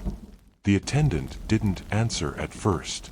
He seemed to consider the question, then sighed. "Something that was never meant to be disturbed. Some people call it a spirit. Others call it a curse. But it's something that was buried long before Morningside even existed. Albert Pine's mistake was thinking he could stop it." Kate shuddered. "Is it still there? In the house?" The attendant's eyes flickered nervously. "No one knows for sure. But the house, it draws people in, and once it has you, it keeps you. The man in the garden. He's not a person anymore. He's a part of the house. A part of the curse." Olivia felt a chill creep up her spine. "But what happens if we just leave? If we get out of here?" The attendant looked at them grimly, then shook his head. "You don't leave Morningside. Not once it's marked you. It will follow you. It always follows." Kate shook her head. "We have to go back to the house, don't we?" Olivia turned to her friend. "Kate, no. We don't. We can't go back. That's what it wants. It wants us to return." But Kate's face was filled with determination, a look Olivia hadn't seen before. "We have no choice, Liv. We have to go back. We have to face whatever it is, or it'll never stop following us. It'll keep taking." Olivia's stomach twisted. She wanted to argue, to turn the car around and drive as far away as possible, but she knew Kate was right. They had been marked the moment they stepped foot in Morningside. There was no running anymore. With a heavy heart, Olivia nodded. "Let's do it. Let's go back. But we need to be prepared. We need to figure out how to stop it, once and for all." The attendant stepped back from the car, his eyes filled with pity. "You won't stop it," he murmured. "But if you must go back, remember this. You're not just fighting a curse. You're fighting the land itself. And the land doesn't forget. It never forgets." The drive back to Morningside felt longer than it should have. Olivia's eyes were drawn to the rearview mirror every few minutes, expecting to see the man from the garden following them, his hollow eyes staring back at her. But there was nothing. Just the winding road stretching ahead, shrouded in mist. When they arrived back at the house, it was as if time itself had slowed. The house stood there, towering over them, its dark windows staring down like hollow eyes.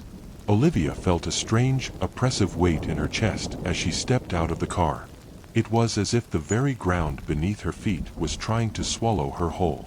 "I don't want to go in," Kate whispered, her voice tight with fear. "But we don't have a choice." Olivia didn't answer. She couldn't. The air around her was thick with something dark, something alive. She could feel it. The house was waiting.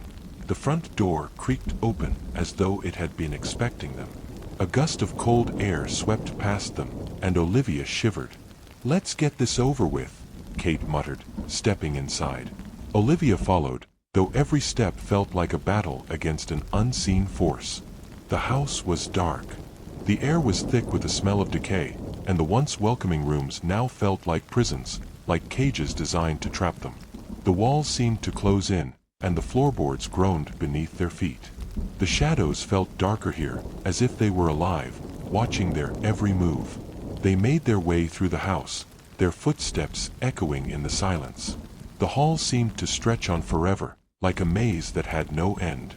The light from the windows barely reached the corners of the rooms, leaving the edges shrouded in darkness. At the far end of the hall, Olivia saw it, the garden. Through the cracked door, she saw the man standing there again, his back to them, his slow, jerky movements like a puppet on strings. Kate reached out and grabbed Olivia's arm. "It's him. He's back." But Olivia didn't respond. She was frozen, her gaze fixed on the figure in the garden. "Olivia!" Kate's voice trembled, but Olivia couldn't tear her eyes away from the man. Suddenly, the figure turned. Slowly, unnaturally, and Olivia saw them. The hollow eyes, the empty face. He wasn't a man. He was something worse. He was one of them. Part 4. The Garden of Forgotten Souls. Olivia's breath caught in her throat as the figure in the garden turned to face them. His eyes, empty black voids, seemed to see right through her, piercing into her soul. She wanted to scream, to run, but her body wouldn't obey. She couldn't look away. His movements were slow, deliberate, like he was savoring the fear he caused. The air grew colder, heavier, and the walls of the house seemed to close in around her. The whispers returned, louder this time, filling the room with their guttural, echoing tones. "Come closer. We are waiting." Olivia shook her head, trying to clear the fog in her mind. "Kate, we need to go. Now." But Kate was frozen, her body rigid with fear, her eyes locked on the figure in the garden. "Liv, he's not a man anymore. He's part of the house. He's part of it." The figure in the garden took a slow, deliberate step forward. His feet dragged across the floor, making a sound like nails scraping against stone. Every movement felt unnatural, like he was fighting against gravity itself. Olivia stepped back, her pulse racing. "This isn't real," she whispered, though she didn't believe it. Her heart was hammering in her chest, her breath coming in shallow gasps. Kate whispered in horror. It's not. But he is. He's part of this. They are all part of it. The house seemed to groan beneath their feet as the figure slowly approached them. His hands were twisted, elongated, and his skin, if it could be called skin, was stretched tight over his bones, as though his body was no longer able to contain the presence that had overtaken it. Olivia's mind raced. She had to act. The door, the window, the garden. She had to get them out of there before it was too late. Kate, Olivia said, her voice shaking. We have to run. Now. Kate's lips trembled as she finally tore her gaze away from the figure. But where will we go, Liv? It will follow us. You heard what the attendant said. It never lets go. No, Olivia said, her voice more forceful. We fight. We have to fight. With every step she took toward the door, the man in the garden took another slow step forward. The room felt smaller, suffocating. Olivia could feel the presence of something darker, the house, its very foundation pulsing with an ancient hunger. She was at the door now. Her hand wrapped around the cold brass knob, and she turned it. It didn't budge. Come on, Olivia cried, panic surging through her. She yanked on the door again, harder this time, but it wouldn't open. It was as though the house itself had locked them in, trapping them. Behind her, the figure had stopped. He was standing perfectly still, his eyes boring into her. The silence between them stretched, suffocating, until finally, the figure spoke. His voice was low and distorted, a cold whisper that seemed to echo from every direction. You cannot leave. The words sent a shock of terror through Olivia. This wasn't just a haunted house. This wasn't just some malevolent spirit. It was something alive. Something that had been growing in the earth, feeding off the land, feeding off people for generations. Something that had waited for them. Olivia felt her legs weaken beneath her as the weight of the realization hit her. She wasn't just fighting to survive, she was fighting for something even more profound. She was fighting to break a curse that had wrapped itself around Morningside for centuries. She spun around, facing Kate. We have to end this. We have to break whatever holds it here. Kate's eyes were wide with fear, her voice trembling. How? What are we supposed to do? The man in the garden, he's part of it. I can feel it. Everything we've seen, everything we've felt, it's all connected to him, to the house, the land. Olivia's mind raced. There had to be a way to stop this. There had to be a way to free them both from this hell. And then, like a flash of lightning, it came to her. The rose. The one that had been left outside the gas station. The figure had left it for them, as if it were a clue, a message, a sign. But what did it mean? Without thinking, Olivia rushed to the kitchen, where she had left the rose. Her hands were shaking as she picked it up, but there, nestled among the cold petals, was something. A small, faded piece of parchment. She unrolled it carefully, as if handling something fragile, and read the words scrawled in dark ink. To break the chains, you must first face the earth. The words made no sense, but Olivia could feel their weight, their meaning. Face the earth. What did that mean? What was it asking her to do? She turned toward Kate, who had followed her into the kitchen. Look, Olivia said, showing her the note. It's a clue. It has to be. Kate's face was pale as she read the message. Face the earth. What does that even mean? The garden. The yard. Olivia nodded. It's a start. Maybe the garden holds the key to ending this. The figure in the garden was still there, just beyond the windows, watching them, his eyes dark and lifeless. Every moment felt like it was stretching on forever, like the house itself was bending time to trap them in its grasp. Let's go, Olivia said, her voice barely above a whisper. We have to face it. Whatever it is, we have to face it. Kate hesitated but nodded, her face grim. If we don't, it's going to keep coming for us. For everyone. The two women made their way to the garden, stepping carefully through the back door. The moment they crossed the threshold, the air grew colder.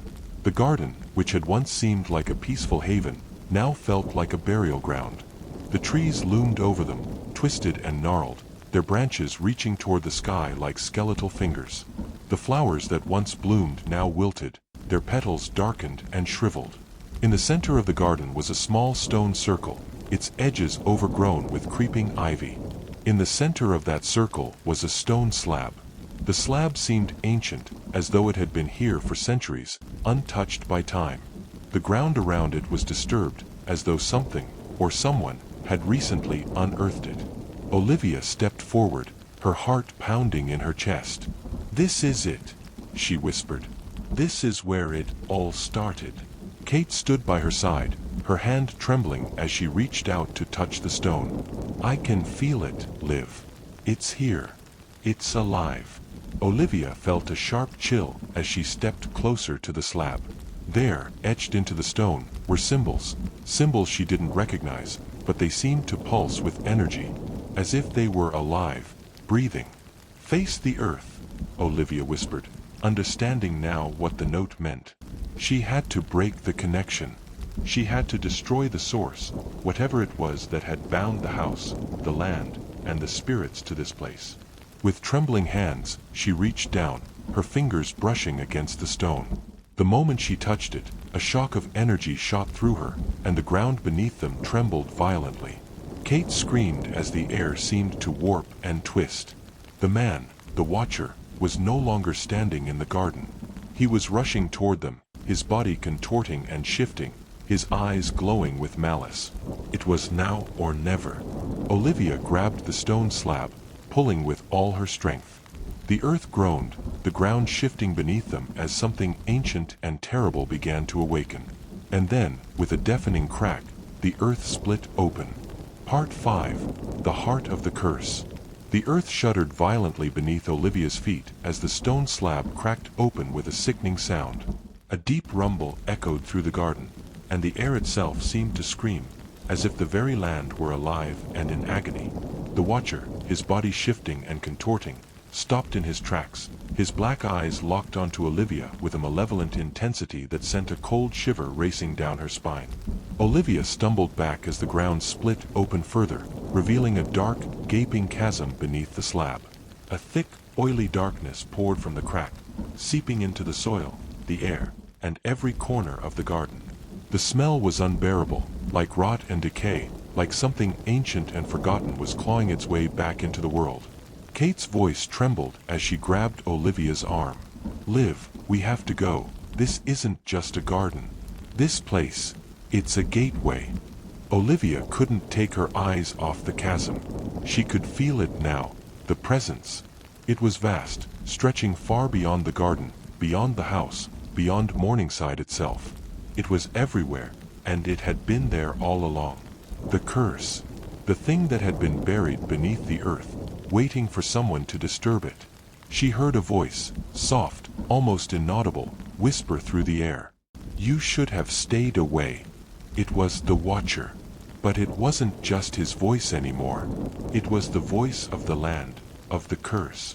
It was ancient, deep, and filled with an unbearable sadness. "No," Olivia whispered, taking a step forward. Her heart was pounding in her chest. "We can stop it. We can end this." Kate pulled on her arm, but Olivia wrenched free. She had to do this. They had to destroy the source of it all. If they didn't, Morningside, the house, and everyone trapped here would continue to suffer. The Watcher wasn't just a man. He was a part of the curse. He was part of the earth itself. The darkness was spreading now, creeping out of the chasm and into the garden, swallowing everything it touched. The flowers wilted, the trees twisted, and the ground seemed to pulse with each beat of the curse's heart. Olivia didn't know how much time they had left, but she knew one thing. She couldn't back down. Not now. Not after everything they'd been through. With a final breath, Olivia dropped to her knees in front of the chasm. She pressed her palms to the earth, the coldness of it seeping through her skin, and whispered a silent prayer. It was a desperate act, but in that moment, she felt the weight of the land's power pressing down on her. She could feel it. It was alive, pulsing beneath her fingers. She had to reach it. She had to stop it from spreading. Face the earth. The words from the note echoed in her mind. She knew what she had to do. Olivia, stop. Kate screamed, her voice frantic. You're going to get us both killed. But Olivia didn't listen. She closed her eyes and let the earth pull her in. She focused on the curse, on the thing that had been buried for so long. She could feel its power, the way it thrived, the way it fed on fear, on sorrow, on the souls of those who had walked the land. It was a parasite, feeding off Morningside, and now it was feeding off them. Olivia pushed harder, her hands digging into the dirt. She could feel it. It was below, beneath the house, beneath everything. The thing that had been locked away for centuries. She had to destroy it. The ground beneath her trembled violently, as though the earth itself was rejecting her touch. The watcher stepped closer, his movements jerky and unnatural, his hands outstretched like claws. You cannot stop it. It's too late. Olivia's heart raced. She could feel the thing below, reaching for her. It was awakening, pulling itself from the depths, and she was the only one who could stop it. With every ounce of strength left in her, Olivia pressed down, her fingers digging into the earth, and she pulled. The earth cracked open further, and a dark tendril shot out from the chasm, wrapping around her wrists. It was cold, so cold, and it pulsed with an ancient energy, dragging her toward the abyss. No! Kate screamed, running toward her. She reached out, trying to grab Olivia, but she was too late. The tendril pulled Olivia closer, and the watcher's laugh filled the air, a low, guttural sound that seemed to come from all directions. It's too late, the watcher hissed, his voice shaking with a twisted joy. Morningside will never be free. The land belongs to it. The curse belongs to it. And now, so do you. Olivia struggled, her body pulled toward the darkness. She could feel the curse tightening its grip on her, on them, but there was still hope, still a chance to stop it. With one final scream, Olivia closed her eyes and reached deep inside herself. She thought of Kate. She thought of the people who had been lost in this place. She thought of everyone trapped by the curse. And in that moment, she realized that the curse wasn't just an entity, it was a choice. A choice to give in to the fear, the darkness, the suffering, or a choice to fight. And Olivia chose to fight. No, she whispered, her voice trembling with determination. You're wrong. I won't let you win. Her hands pressed down harder, and the earth trembled once more. The darkness around her screamed as it tried to pull her in, but she didn't relent. With all her strength, Olivia willed herself to break free. She could feel the curse weakening, the earth pulling back, its grip loosening. And then, with a final burst of energy, Olivia tore herself away from the darkness. The tendrils recoiled, the chasm collapsing back into the earth. The watcher screamed, his form disintegrating into the wind, his presence fading away like smoke. The ground shook one final time, and then, silence. For a moment, Olivia stayed on her knees, her hands pressed to the earth, as she tried to catch her breath. The world around her was still. The garden was no longer twisted and decaying. It was calm, peaceful. The trees swayed gently in the breeze, their leaves shimmering in the moonlight. Kate's voice broke through the silence. Liv, is it over? Olivia slowly stood, her body trembling with exhaustion. She looked around at the garden, the house, the land. The curse was gone. The watcher was gone. The house, too, seemed to breathe easier now, its oppressive weight lifting. The earth was free. I think so, Olivia said softly, her voice hoarse. I think it's over. But as she turned to leave the garden, her heart heavy with the burden of what they had been through, she heard something. A faint whisper. It's never truly over. The words lingered in the air, like a shadow waiting to return. But for now, Olivia knew they had won. They had broken the curse. And that was enough. The end. The sins of Ravenshade Manor. In the quiet countryside of England, hidden away beneath a blanket of fog, stood a grand estate, Ravenshade Manor. A place steeped in both history and secrecy, It was a house that whispered tales of long-lost grandeur and the dark undercurrents that flowed through the bloodlines of its inhabitants. To the outsiders, it was nothing more than a crumbling relic, overgrown with ivy and abandoned by time. To those who had lived there, it was a place of mystery, of dreams and nightmares alike. Ivy Westbrook had always been drawn to the manor, even though she had never set foot in it. Her family had lived in the shadow of Ravenshade for generations, yet the manor had always been out of reach, locked behind the stories and warnings of the townspeople. But now, it was hers. A distant relative, her great-uncle Geoffrey Westbrook, had recently passed away under mysterious circumstances, and with his death came the inheritance of Ravenshade Manor. The will was clear, but strange. Ivy was to move into the manor, to take care of the estate for a year before deciding what to do with it. No one had ever lived there for more than a few months at a time, but the conditions were set. If she did not fulfill her uncle's wishes, she would forfeit the inheritance. The moment Ivy arrived at the gates, a strange sense of unease washed over her. The tall iron gates creaked open on their own, as if beckoning her to enter, and the manor loomed before her, a towering structure, its jagged rooftops piercing the sky. The house was an embodiment of the forgotten past, its windows like dark eyes watching her approach. As she stepped onto the gravel path leading up to the front door, a chilling gust of wind brushed against her skin, sending a shiver through her spine. The front door swung open with an eerie screech, and Ivy stepped inside. The air inside the manor was thick with dust, and the smell of aged wood and mildew clung to the walls. The grand hallway stretched out before her, lined with antique portraits of ancestors whose eyes seemed to follow her every move. A staircase curved upwards, disappearing into the shadows above. Ivy couldn't help but feel as though the house itself was alive, watching her, waiting. As she made her way through the manor, Ivy was drawn to the library, one of her great-uncle's most treasured rooms. She ran her fingers over the rows of books, some of them ancient, others more modern. There was one book, however, that caught her attention. It was bound in black leather, its pages yellowed and brittle. The title was barely legible, The Sins of Ravenshade. Intrigued, Ivy carefully opened the book, scanning the pages. It told the story of Ravenshade Manor's first owners, the Westbrooks, who had come to the estate in the early 1800s. The book was filled with strange details about sacrifices made, rituals performed, and a dark curse that had haunted the family for generations.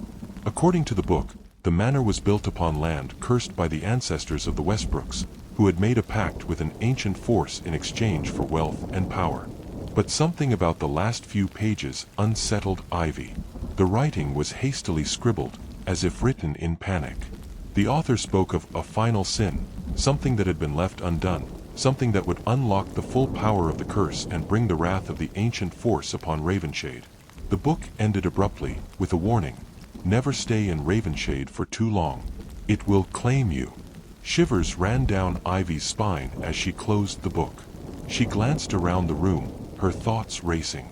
Was this some kind of family legend? Or had her great-uncle known the truth all along? Suddenly, a sound echoed through the manor, a low creak, followed by footsteps. Ivy's heart skipped a beat. She wasn't alone. She turned, but there was no one there.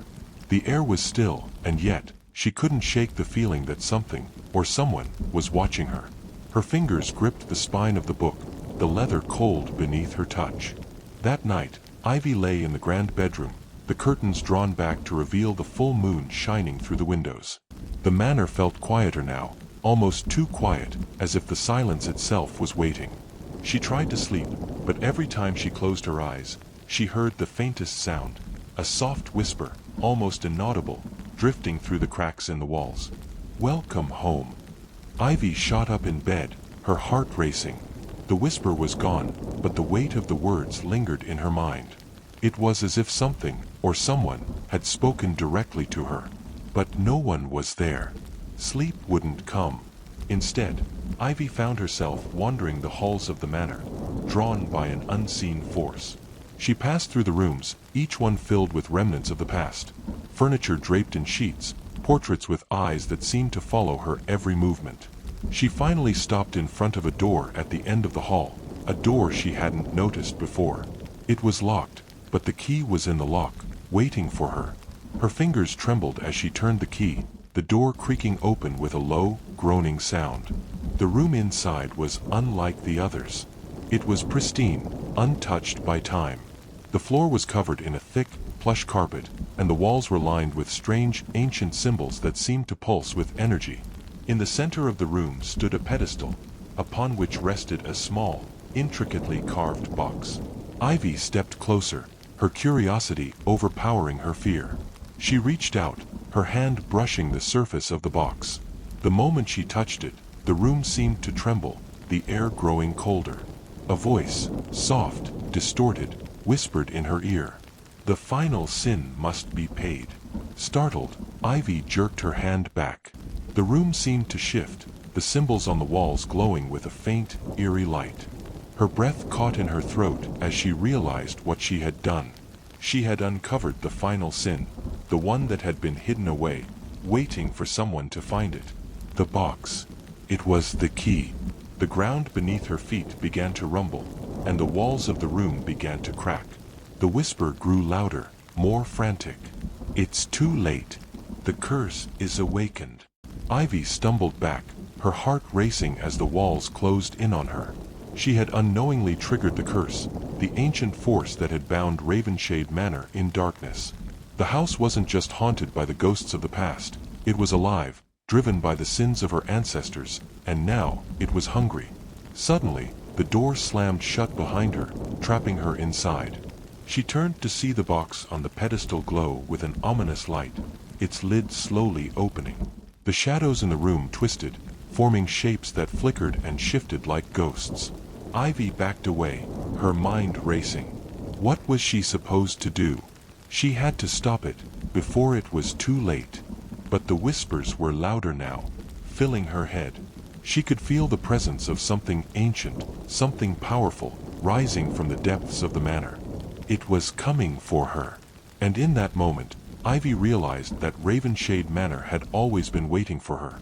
It had called to her, lured her here, and now it would take her as it had taken so many before.